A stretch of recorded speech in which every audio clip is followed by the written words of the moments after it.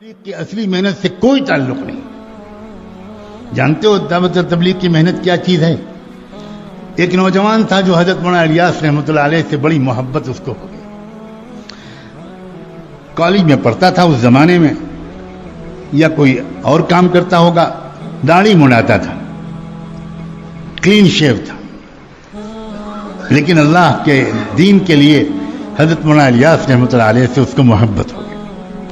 وہ دن بھر اپنا سارا کام سے فارغ ہو کر وہ جب حضرت کے رات میں آرام کرنے کا وقت آ جاتا تھا تو وہ خدمت کے لیے آتا تھا، اور اس نے اجازت لے لی اور بڑی محبت سے وہ حضرت کا بدن دباتا تھا کہ ذرا تھکے ہوئے ہیں دن بھر کے، تھوڑا آرام مل جائے.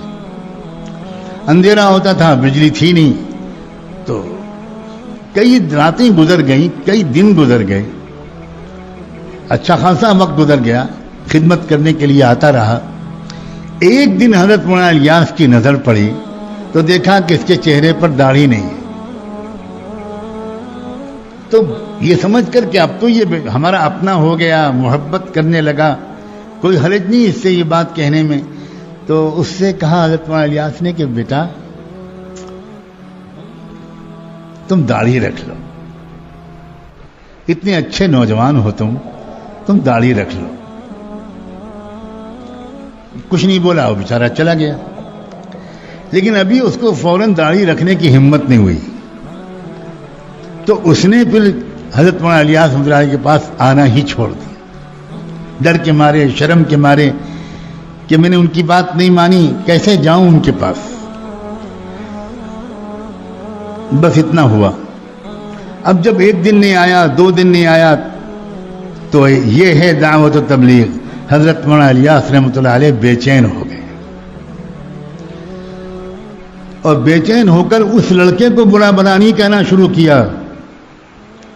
اپنے ساتھیوں سے کہا کہ میری مغفرت کی دعا کرو، مجھ سے کتنی بڑی غلطی ہوئی ہے، میں بھی کیسا بے سلیقہ جلد باز انسان ہوں.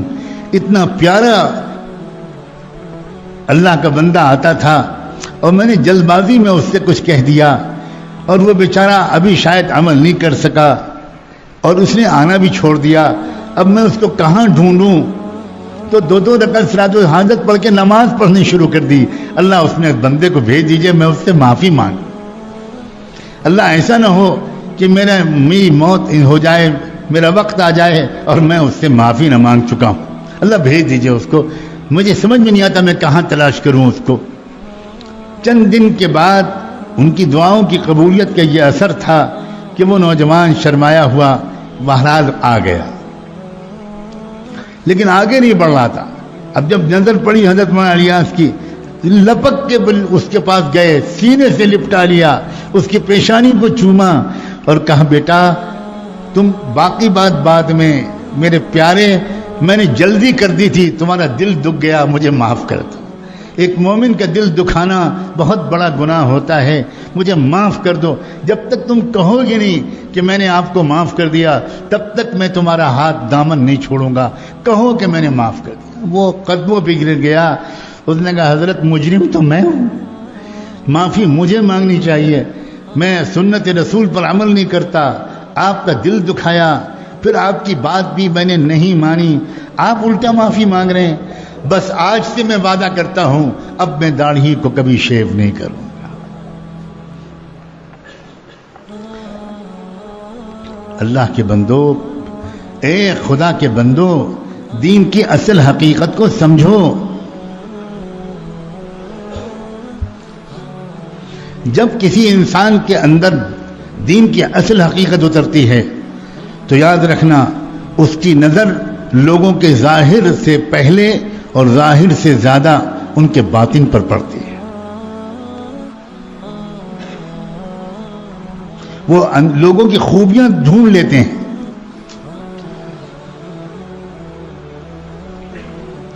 اس لیے ظاہری طور پر کچھ دینی شکل صورت بنا لینے پر مطمئن اور قانع ہو کر نہ رہ جانا، اس کا